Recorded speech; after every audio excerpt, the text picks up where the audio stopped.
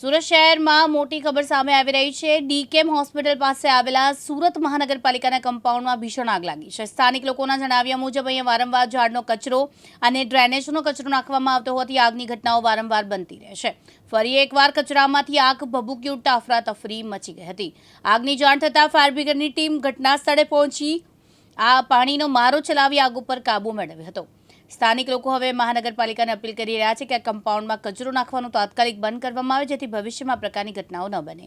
હા, એ આપણે ખુલ્લો પ્લોટ છે, એની અંદર આપણે કચરો હતો, કચરામાં આપણને કોલ આપેલો હતો કચરાનો, એટલે એ આપણે તાત્કાલિક આવીને એ આપણે ડીકેમ હોસ્પિટલની સામેને ભાગ છે। કેટલા વાગે કોલ હતો ને શું હતું? એ અમે તરત કોલ આપ્યો અને તાત્કાલિક અમે આવી ગયા છીએ। કેટલી ગાડીઓ આવી છે? કયા વિસ્તારમાં? આપણે ગાચી અને મજૂરા અને આપણે નરસાઈ બજાર 3 જેટની ગાડી છે। વ્યક્તિઓ આવ્યા? એમાં અમારે આપણે 10 થી 15 માણસો આપણે અત્યારે હાલમાં છે, કામગીરી ચાલુ છે। મુકેશ ગુરવ, દિવ્યાંગ ન્યૂઝ, સુરત।